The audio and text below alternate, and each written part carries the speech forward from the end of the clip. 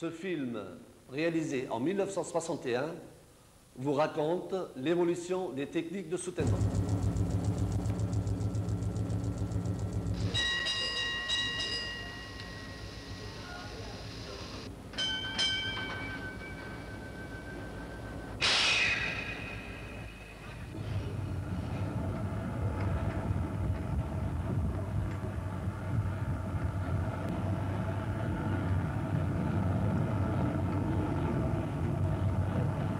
Plus on s'enfonce dans le sol, plus les roches sont soumises à des pressions considérables. Et lorsqu'on crée un vide, l'équilibre des pressions est rompu. Les formidables efforts qui s'exercent font que les roches se détendent vers ce vide. Elles se gonflent. C'est ce qui se passe quand on creuse une galerie dans le charbon. La section libre va se rétrécir et les roches se détendront d'autant plus que le vide créé sera plus étendu. Par exemple, en un point donné, à un moment déterminé, si le toit descend de 3 cm pour un vide de 1 mètre, il descendra environ du double, soit de 6 cm pour 2 mètres, et de 9 cm pour un vide de 3 mètres. Les roches n'étant pas élastiques, il se produit bientôt des fissures. Puis le toit se désagrège et s'effondre. C'est l'éboulement. Il faut prévoir du soutènement, non pas pour lutter contre la détente des terrains, parce que ce serait impossible, mais pour retarder l'effondrement prématuré. Voici la coupe d'un chantier d'abattage classique. 3 à 4 mètres de large sur plus de 100 mètres de long. À droite, le charbon, à gauche, les roches éboulées, entre les deux, le soutènement. Le soutènement doit suivre au plus près l'avancement dans le charbon. Il retarde l'apparition des fractures et surtout l'éboulement. Au fur et à mesure de la progression, on supprime le soutènement à l'arrière du chantier. Le toit s'effondre. C'est le foudroyage.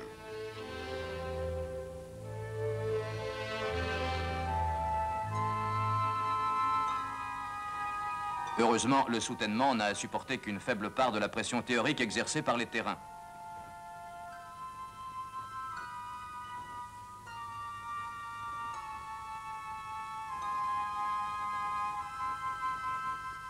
On estime que la pression exercée sur le soutènement correspond à peine à quelques pourcents de la pression théorique du toit. En effet, à cet endroit, les roches ont pu se détendre vers le vide et sont en partie supportées par les appuis latéraux. C'est d'ailleurs pour cela que la pression est très élevée en avant du front de taille et en arrière du chantier. Le soutènement, lui, ne supporte donc que les quelques blocs qui se détachent. Pour soutenir le toit, les mineurs se servaient autrefois exclusivement du bois.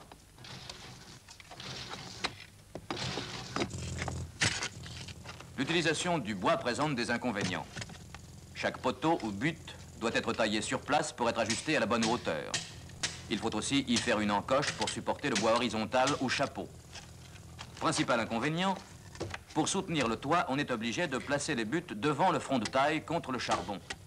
Et il est alors impossible d'utiliser les machines à grand rendement qui doivent circuler librement devant le front de taille. Même les couloirs d'évacuation du charbon doivent être ravancés élément par élément. L'utilisation du bois pour le soutènement s'oppose donc à la mécanisation et à la modernisation du fond.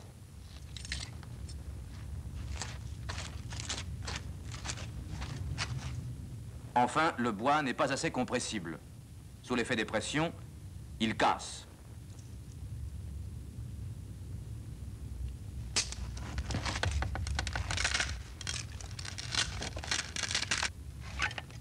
Au moment du foudroyage, la plupart des bois sont brisés et sont devenus inutilisables. On ne peut pas les récupérer et ils doivent être abandonnés.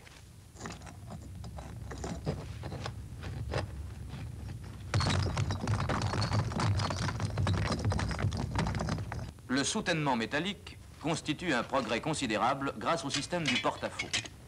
Les étançons sont munis de rallonges qui soutiennent le toit jusqu'au front de taille. Ce dernier est totalement dégagé de tout obstacle. C'est ce qui a permis de développer la mécanisation du fond. Ainsi, on a mis en service des machines d'abattage telles que les haveuses et les rabots qui peuvent circuler librement tout au long du front de taille.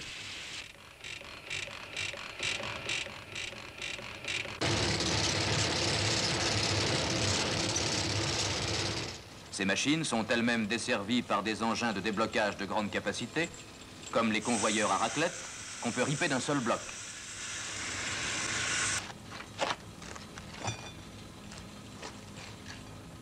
Les étançons métalliques sont coulissants. Ils se règlent à la longueur voulue et sont bloqués contre les rallonges.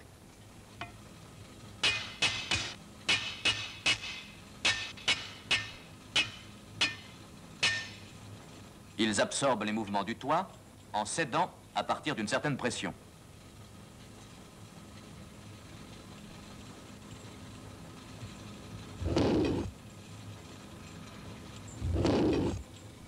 Toutefois, les étançons métalliques présentent certains inconvénients. Ils s'enfoncent si le sol est tendre.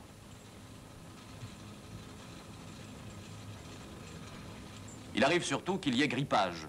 Au lieu de coulisser, les étançons se tordent.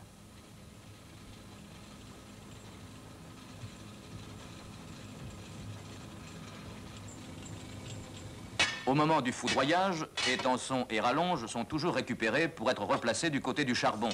Mais ils pèsent lourd et leur manutention est difficile.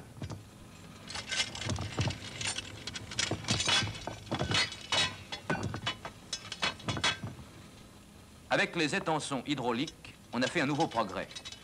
Ils sont plus légers et se manipulent plus facilement. Il suffit de tirer une manette pour qu'ils s'abaissent.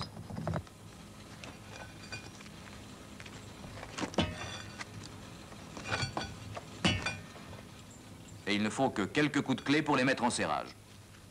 Mais ils ont aussi leurs inconvénients. Leur prix est élevé et leurs réparations sont délicates.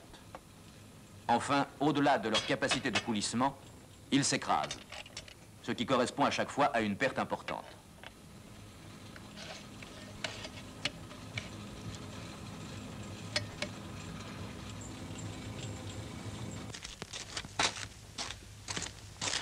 Enfin, il y a le soutènement mécanique, qu'on a pris l'habitude d'appeler soutènement marchand. C'est une étape très importante de l'histoire de la mine. Il en existe différents types. Celui-ci a été expérimenté dans les mines du Nord et du Pas-de-Calais. En voici le principe. Ici, les étançons sont des vérins verticaux qui fonctionnent par groupe de 2 en quinconce. Tour à tour, l'un des 2 étançons se desserre, avance et se resserre.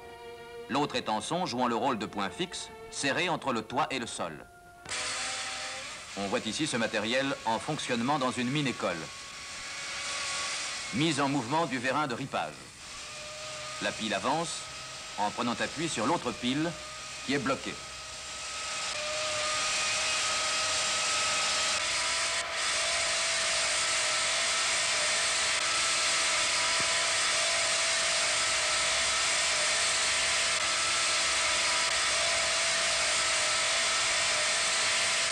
La rallonge est à nouveau serrée contre le toit.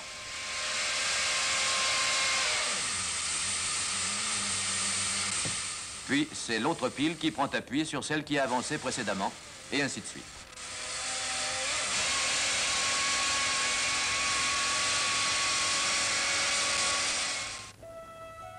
Dans les mines de Provence, où les veines épaisses et régulières se prêtent particulièrement à la mécanisation, on utilise un autre type de matériel. En voici la démonstration en maquette. Ici, chaque pile est formée de 4 vérins verticaux, c'est-à-dire de 4 étançons qui sont solidaires. Chaque pile est reliée au blindé par un vérin horizontal qui lui permet de se tirer vers le front de taille. L'une après l'autre, chaque pile se dessert, avance, sous l'action du vérin horizontal, et se resserre.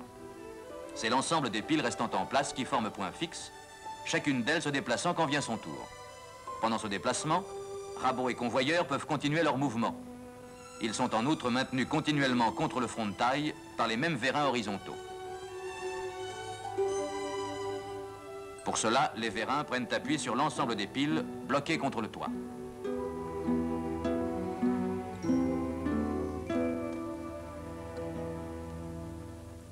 Nous sommes maintenant à Gardanne, dans les houillères de Provence. Voici une taille de 150 mètres équipée d'un rabot. Le soutènement marchand correspond à la maquette que nous avons vue. L'avance des piles est déclenchée par un mineur. Les piles progressent vers le front de taille en se halant sur le convoyeur. Un homme suffit pour tout commander. Ainsi, les opérations de soutènement, qui étaient si pénibles pour le personnel, sont considérablement simplifiées.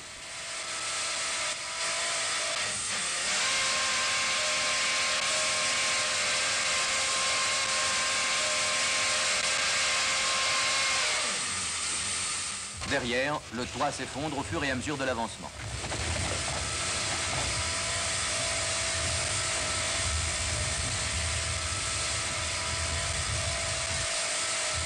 Les avantages du soutènement marchand sont nombreux.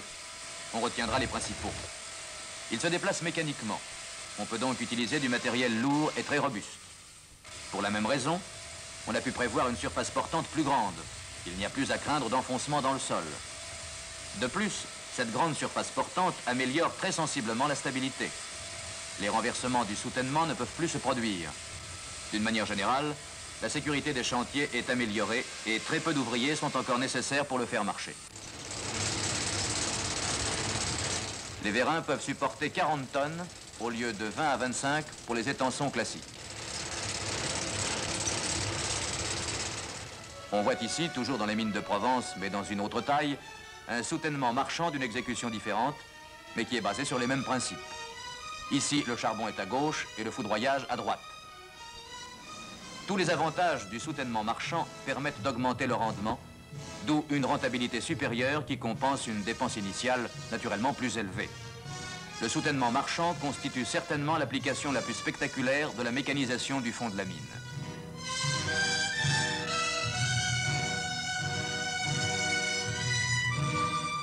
C'est une formule d'avenir qui est amenée à prendre des développements considérables.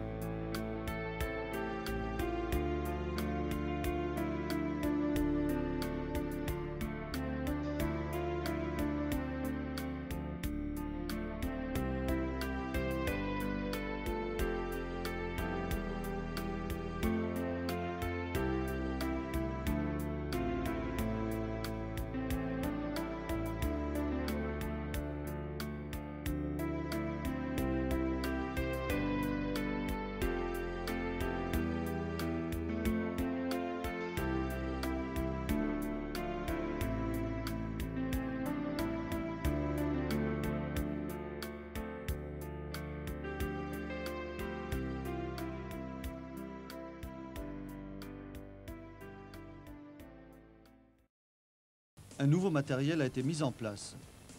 Des piles ACMO type 1645 2 x 250 tonnes d'une masse de 17 tonnes avec une hauteur de 1,60 m pour le transport.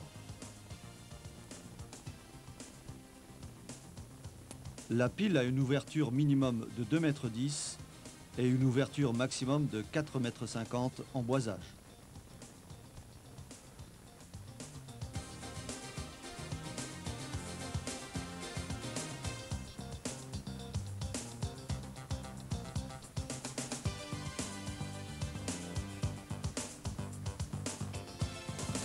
Le bloc de commande hydraulique est fixé entre la bielle arrière et les étançons avec 2 distributeurs.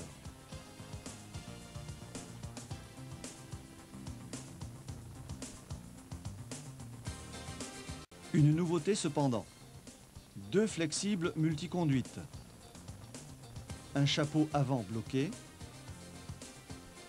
un vérin stabilisateur,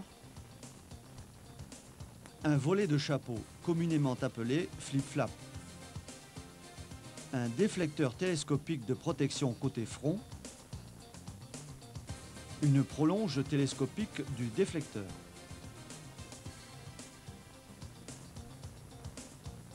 Pour le déblocage de taille, encore une nouveauté au niveau du bassin. Des bacs de type HB 280 d'une largeur de 1 m avec une bichaine de diamètre 34. Un ensemble bloc, rehausse, chaîne, pèse 3000 kg.